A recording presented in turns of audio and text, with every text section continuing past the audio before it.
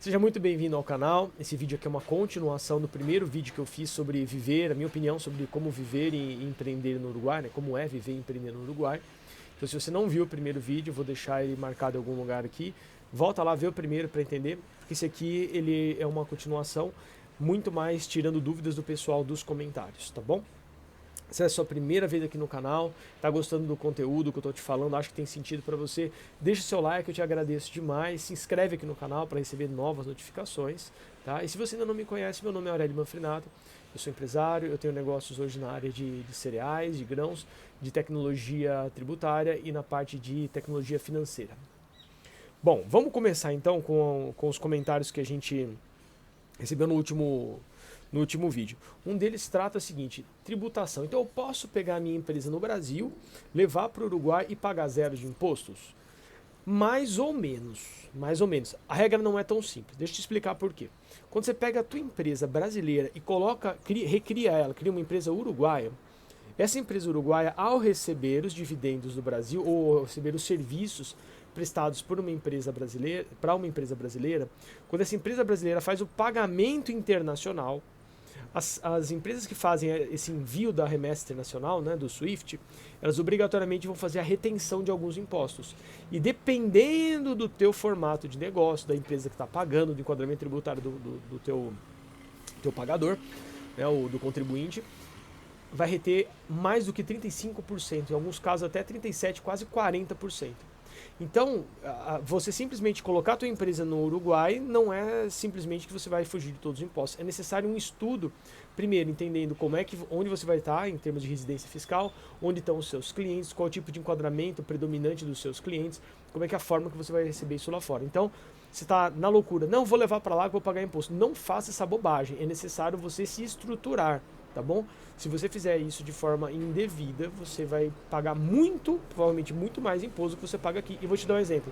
Se você está no Simples Nacional e está pagando em torno de 10, 15% de imposto, faturando para essas empresas, se elas eventualmente estiverem no enquadramento do lucro real, por exemplo, ou do presumido, quando você for lá para o Uruguai e prestar esse serviço de lá, eles vão reter quase 45%, quase 35% a 40% do valor aqui antes de te pagar. Então você vai sair do imposto aí de 13% para quase 40%. Não é vantagem. Em que situação que seria vantagem? Quando os seus clientes tiverem adequações e seja possível eles fazerem o envio dessa remessa internacional com uma ausência de tributação. Isso acontece em várias situações, não vou me especificar aqui, mas várias situações acontecem. Qual é o cenário ideal?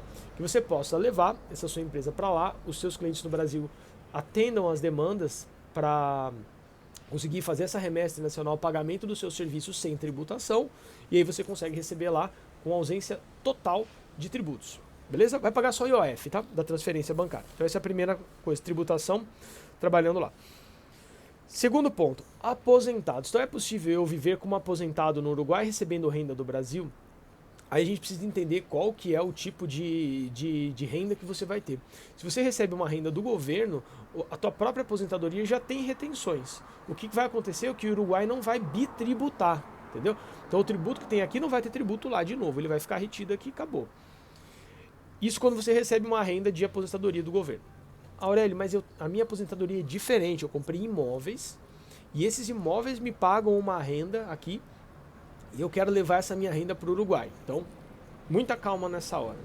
Se você recebe a renda internacional e essa renda está totalmente vinculada na tua pessoa física, aqui está pagando 27,5% de imposto se você declara. E eu sugiro que você declare, tá? Porque a Receita Federal está cruzando todos os pontos e cada vez mais ela vai encontrar esse pessoal que tem imóvel e não declara. Alguma hora vai aparecer.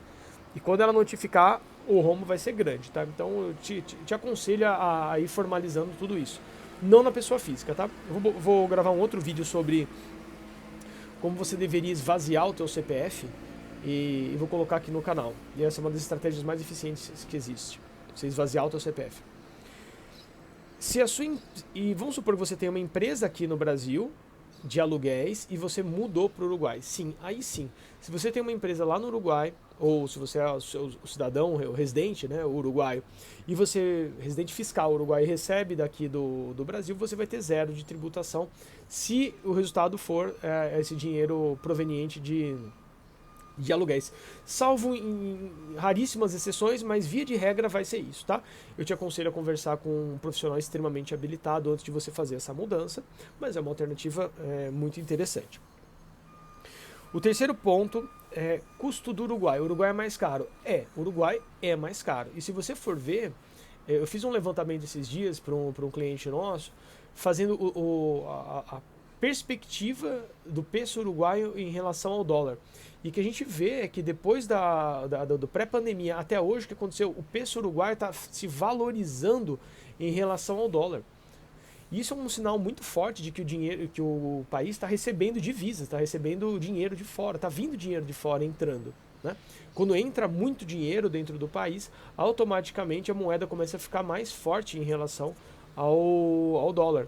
Então o dólar cai de preço em relação ao peso uruguaio. Isso é o que vem acontecendo com variações, claro, não é reto, mas com variações de forma contínua, desde o final de 2020. Tá?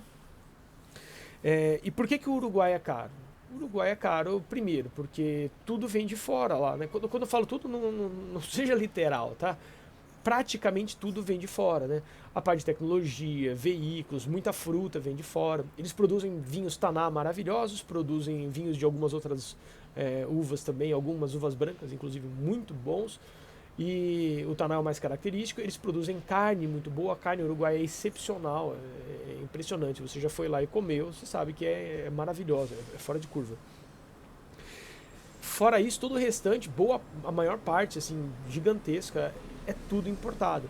Então você tem um custo natural de trazer coisas de outros países para você comer lá. Então imagina uma banana que você comeria no Brasil, essa banana vai ter que ser transportada do Vale do Ribeira, né, lá em São Paulo, até o Uruguai para você comer ela em Montevidéu. É claro que isso vai custar mais caro. Então sim, o Uruguai é mais caro, ele está na pontinha lá da América do Sul, vem coisa de todo mundo para abastecer essas cidades, tá?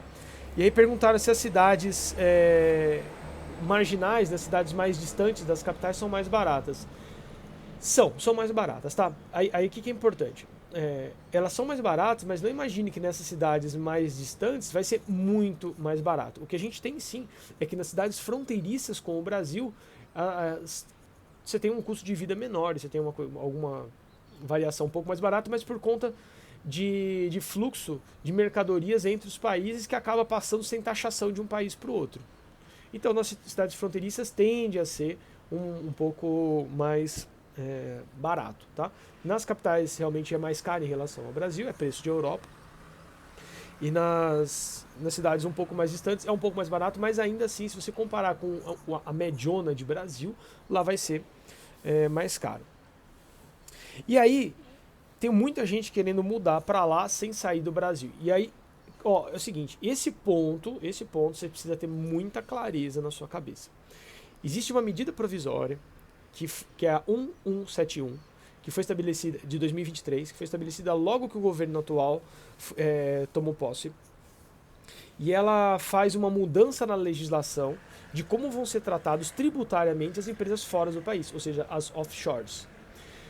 E uma das regras mais pesadas que existe é que o governo agora vai entender como ganho de capital toda a variação cambial positiva que você tiver com o dinheiro lá fora. Eu te explico o que significa isso.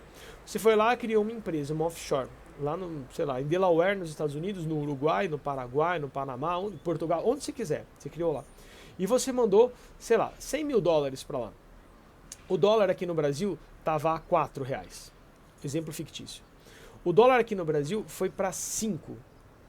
Quando o dólar aqui no Brasil foi para 5, o governo quer entender, com essas novas medidas provisórias, que provavelmente vão passar, ele vai fazer o seguinte: se o que você tinha lá era $100 mil, valia R$4, valia tantos reais, agora esses $100 mil seu valem muito mais. Então, sobre esse ganho, ou seja, quanto mais o governo é ineficiente, incapaz e irresponsável com o câmbio, ou seja, quanto mais o câmbio sobe aqui no Brasil, maior o volume que você vai ter que pagar de imposto de renda sobre o dinheiro seu que estava protegido lá fora.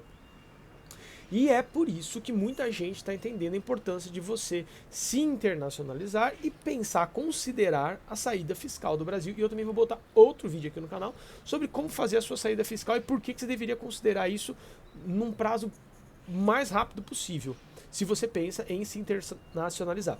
Se você não pensa em se internacionalizar, gosta do que está acontecendo no Brasil, entende que nós estamos indo por um caminho correto, você não tem por que se preocupar com isso, tá bom? O que mais que muda nas MPs 1171 e a 1172 de 2023? Eles mudam algumas regras sobre distribuição de lucro, ou seja, aquela estratégia de eu ter uma empresa no Brasil, ela gerar o lucro aqui, eu ter o lucro e distribuir para fora, isso aí também está em questionamento, uma bitributação do lucro, ou seja, eu pago imposto sobre o lucro e pago imposto na distribuição dos dividendos, isso também pode comprometer absurdamente a tua estratégia. E uma mudança na legislação de como vai ser apurado o imposto de renda, tá? Hoje o imposto de renda, se você tem uma offshore, ele é apurado de acordo com as normas desse próprio país. Na normativa nova, você vai ter que apurar de acordo com as normativas brasileiras. Eu vou te dar um exemplo bem claro de como funciona isso. Você foi lá para um país do tipo um Paraguai e você comprou um carro que é um carro bom, uma BMW, você comprou uma X4 lá, que custa lá em torno de, trazendo para reais, em torno de 450 mil reais, e você declara esse item como um item de trabalho. No Paraguai, no Uruguai, por exemplo, você vai mandar bala, você vai deduzir isso do teu imposto de renda. No Brasil, a Receita Federal pode entender que esse bem é acima do que você precisaria para realizar a sua atividade econômica. Portanto, ela fala o seguinte, a partir de agora você não pode deduzir imposto dele. Poxa, Aurélio, mas isso é muito impactante? Imagina que você construiu uma empresa lá fora e a sua frota de veículos lá fora são de carros de alto valor. Lá você não vai considerar, você vai deduzir isso aqui, né, depois de renda, você não vai considerar que isso é acima do que você precisa lá, você vai deduzir isso do teu imposto de renda, dos demais impostos. Enquanto que no Brasil, a Receita Federal vai olhar e falar, acho que você não precisava desse luxo todo não, amigo.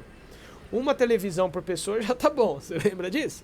Então, né, no máximo, né, já é luxo demais, né, pra que todas as pessoas precisam ter televisão? Então é o seguinte, ó, toma tributação aqui. Aí você pode falar também, poxa, Aurélio, mas aí a gente paga o imposto. Sim, você paga o imposto, só cada vez que você paga o imposto, você perde fluxo de caixa. A tua empresa cresce mais devagar, você perde capacidade de reinvestimento, e dependendo do ciclo de alavancagem que você está, você pode não ter caixa suficiente para pagar o imposto e ficar devendo para a Receita Federal.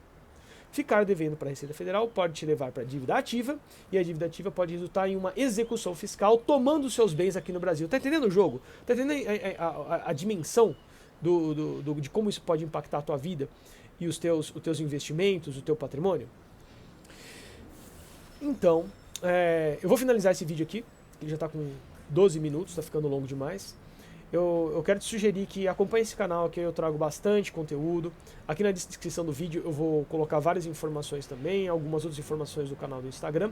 Se você está gostando disso aqui, acha que tem sentido para você, eu te peço novamente, dá um like aqui. Isso aqui me ajuda a entender que eu estou gravando conteúdo e que é relevante para você.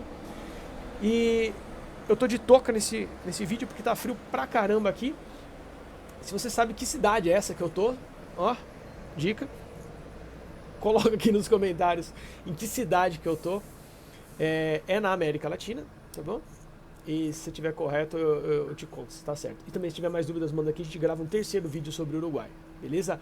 Obrigado por me acompanhar, obrigado pela tua audiência, pelo teu tempo e obrigado pela dedicação para todos vocês que comentam, que tiram dúvidas e que me ajudam a entender se eu tô na direção certa, levando conteúdo de valor para você. Um abraço, até o próximo.